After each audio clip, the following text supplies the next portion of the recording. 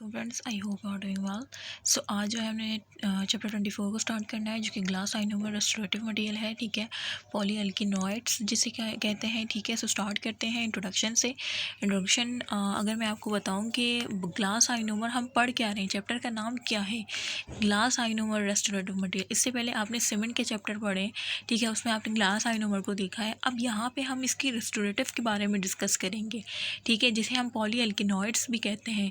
सो ये चैप्टर बहुत ज़्यादा इंपॉर्टेंट है। चैप्टर 24, 23, 23, 24, 25 ये सीक्वेंस वाइज है और बहुत इंपॉर्टेंट चैप्टर्स हैं और बहुत ही लेंथी चैप्टर्स हैं। सो स्टार्ट करते हैं बिना टाइम वेस्ट किए।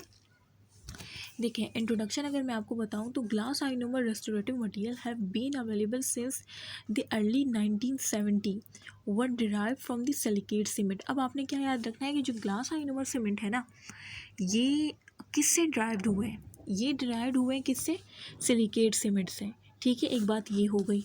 अच्छा, एंड पॉलीकार्बोक्सिलेट सीमेंट जो कि आपने चैप्टर 30 में पढ़ा है। ठीक है, पॉलीकार्बोक्सिलेट वर डेवलप्ड सेवरल ईयर एयरलेयर। ठीक है, were the first dental cement. अब जो पॉलीकार्बोक्सिलेट है जो कि बहुत पहले डिस्कवर हुआ और ये फर्स्ट डेंटल सीमेंट कहते हैं इसको। ठीक है, अच्छा, किसको, पॉलीकार्बोक्सिलेट सीमेंट को, from which inherent adhesion to tooth substance could be demonstrated. They quickly gain popularity is luting cement but could not be used as restorative because high solubility, poor mechanical properties and unacceptable appearance caused by the residual opaque zinc oxide। अब देखें, ये कह रहे हैं कि जो पॉलीकार्बोक्सिलेट cement है जो कि सिवरल ईयर्स पहले जो है डेवलप्ड हुआ था। ठीक है, ये फर्स्ट डेंटल सीमेंट माना जाता था। ठीक है, अच्छा, माना जाता है वर एन इनहेरिट एडिशन। क्यों, क्योंकि ये एडिशन करता था टूथ सब्सटेंस के साथ। ठीक है, और ये जो है इसको इस वजह से हम कहते थे कि ये ल्यूटिंग सीमेंट है, लेकिन इसको हम रेस्टोरेटिव के लिए यूज़ नहीं कर सकते थे। ठीक है, मैंने आपसे क्या क्या कि पॉलीकार्बोक्सिलेट फर्स्ट डेंटल सीमेंट है और इसको हम ल्यूटिंग सीमेंट के लिए यूज़ करते हैं, रेस्टोरेटिव के लिए यूज़ नहीं करते। अगर आपसे अब वाई पूछा जाए कि why it's not use, why the polycarboxylate is not use in restorative purpose, why, kindly explain this. So आप क्या कहेंगे, आप कहेंगे because it's high solubility, poor mechanical properties and unacceptable appearance cause by the residual opaque zinc oxide. जो residual opaque zinc oxide मैं इंशाल्लाह आपको chapter 30 पढ़ाऊंगी, तो उसमें जो जिंक ऑक्साइड था ना, वो कोर की शक्ल में अनरेक्टेड रह जाता है, जिसकी वजह से वो ओपेक किस्म की जो है अपीयरेंस देता है। ठीक है, तो उसकी वजह से जो है इसकी अनएक्सेप्टेबल अपीयरेंस हो जाती है किसकी, पॉलीकार्बोक्सिलेट सीमेंट की, क्योंकि अनरेक्टेड जिंक ऑक्साइड की कोर बन जाती है, वो लाइक ओपेक होता है। ठीक है, और वो उसकी अपीयरेंस चेंज कर देता है, तो हाई सॉल्युबिलिटी है। अब खुद सोचें, आप रेस्टोरेटिव पर्पज़ के लिए यूज़ कर पाएंगे, no, because it's high solubility, poor mechanical properties नहीं कर सकते।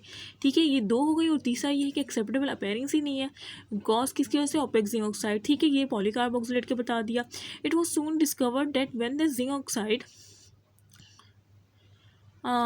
अच्छा of the polycarboxylate silicon material was replaced with a reactive iron leachable glass। ठीक है, अब हमने क्या किया, हमने पॉलीकार्बोक्सिलेट का जो जिंक ऑक्साइड था ना, जिसकी वजह से अनएक्सेप्टेबल अपीयरेंस आ रही थी, ठीक है, उसको हमने रिप्लेस कर दिया किससे, एक रेक्टिव आयन लेचेबल ग्लास से।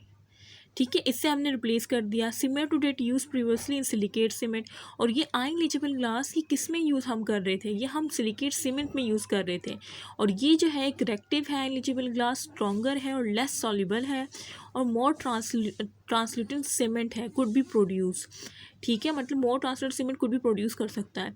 तो अब आपने क्या किया, आपने पॉलीकार्बोक्सिलेट सीमेंट में जो जिंक ऑक्साइड था उसको आपने रिप्लेस कर दिया आयन लीचेबल ग्लास, और ये आयन लीचेबल ग्लास को हम सिलिकेट सीमेंट में यूज़ कर रहे थे। ठीक है, और ये आयन लीचेबल ग्लास की क्या प्रॉपर्टीज़ है कि ये लेस सॉल्युबल है, मोर ट्रांसल्यूटेंट सीमेंट है और स्ट्रॉन्गर है।